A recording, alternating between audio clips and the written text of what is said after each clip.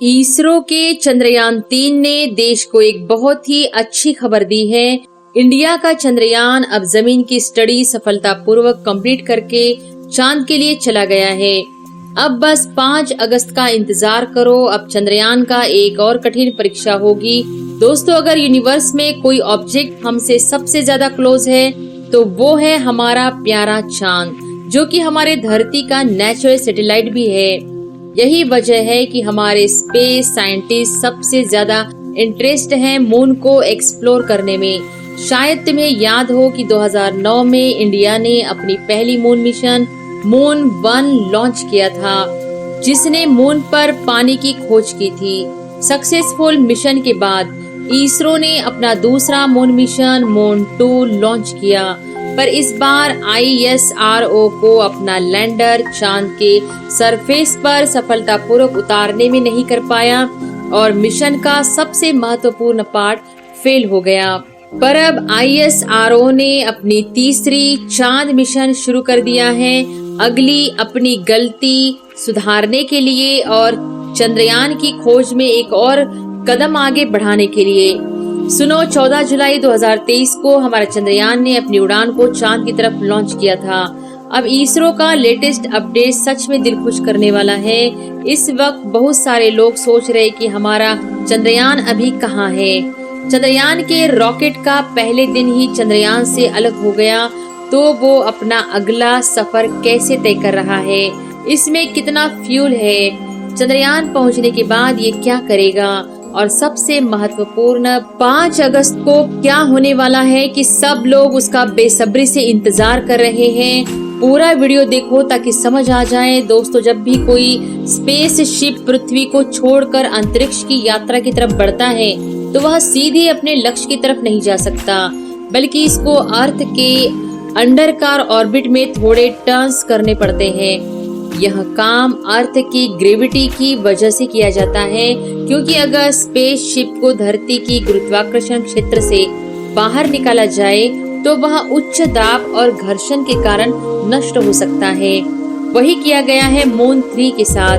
पहले यह स्पेस में गया और जमीन में बहुत सारे टर्न लिए और हर उसके टर्न के साथ वह अपनी दूरी बढ़ा रहा था पृथ्वी से। इसरो के लेटेस्ट अपडेट के हिसाब से लगभग 6 राउंड्स अर्थ से करने के बाद हमारा मून ने सफलतापूर्वक अर्थ के ऑर्बिट को छोड़ दिया है। इसरो ने हमें ये दिल को छूने वाला अपडेट ट्वीट किया है। इस ट्वीट में इसरो ने लिखा है कि सफल परगवे रॉकेट जो मून को फायर कर रहा है को धरती के ऑर्बिट से निकाला गया है और उसे ट्रांस लूनर ऑर्बिट में डाल दिया गया है। सीधे शब्दों में कहो तो चंद्रयान अपना सफर तय कर रहा है अंतरिक्ष में, जो पृथ्वी पर चांद के बीच में है। दोस्तों, यह टास्क हमें इतना सिंपल और आसान नहीं लगता जितना सुनने में लगता है, बल्कि यह इतना कॉम्प्लेक्स है कि इसरो को इसे करने में बहुत सारी मुश्किलें का सामना करना पड़ता है। चलो इसको थोड़ा और गहराई से देखते हैं। पहले समझते हैं कि ISRO धरती पे बैठे बैठे मून को अलग अलग दिशाओं में कैसे भेजता है।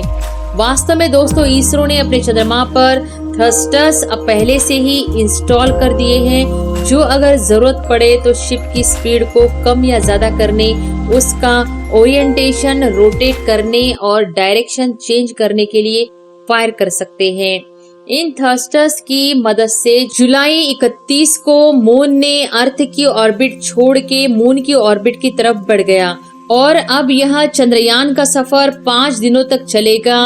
मतलब कि चंद्रयान के लिए उसका अगला स्टेज और इम्पोर्टेंस टेस्ट अगस्त 5 को होने वाला है, जब वो ट्रांस लूनर ऑर्बिट को क्रॉस करके लूनर ऑर्बिट में एंटर करेगा। मून को लूनर ऑर्बिट में लाने के लिए ISRO के साइंटिस्ट वही स्टेप्स रिपीट करेंगे जो उन्होंने यूज लूनर ऑर्बिट से बाहर लाने के लिए थे। सफलता के लूनर ऑर्बिट में एंटर करने के बाद मून शुरू कर देगा उसको रोटेट करना और हर एक पूरा रोटेशन के साथ धीरे धीरे मून के सरफेस के करीब आएगा। 14 अगस्त को चंद्रयान तीसरे मून का चौथा स्टेज में प्रवेश करेगा और 2 दिन बाद 16 अगस्त को वह 5th स्टेज ऑफ थे मून में ढकेल दिया जाएगा, जो कि एक 100 बाई 100 किलोमीटर स्टेज होगा। मतलब चंद्रयान अपने अंडा जैसा आकार को कम करके आखिरकार एक गोल आकार प्राप्त कर लेगा। अब स्टेज से रोटेट करते हुए तीसरे मून का प्रोपल्शन मॉडल उसके लैंडर मॉडल से अलग हो जाएगा। इस प्रोसेस को करने के लिए वो हुक जो स्पेस क्राफ्ट के 2 हिस्से को जोड़ते हैं उन्हें खोल दिया जाता है, जिसके बाद पहले हिस्से की स्पीड धीरे धीरे कम की जाती है ताकि अगला हिस्सा अपने स्टेज से आगे बढ़ सके और दोनों हिस्सों से बिना किसी नुकसान के अलग किया जाता है। इसके बाद तीसरे मून का लैंडर और प्रोपल्शन मॉडल अलग अलग घूमेंगे मून की ऑर्बिट में और 20 अगस्त को तीसरे मून का लैंडर सही जगह पर ऑर्बिट किया जाएगा। अरे इंजन ऑल करके ना ये टूंड मून में 100 बाई 30 किलोमीटर स्टेज तक पहुंच जाएगा, जहां ये अपनी लैंडिंग साइट का पता लगाएगा जब चांद का चक्कर लगाएगा। जैसे ही वह टॉप तक पहुंचेगा वह अपना ऑर्बिट छोड़ देगा और मून के सरफेस की ओर मूव करना शुरू कर देगा और इस तरह से 24 अगस्त तक हमारा स्पेसक्राफ्ट चांद की सतह पर सफल रूप से उतर चुका होगा।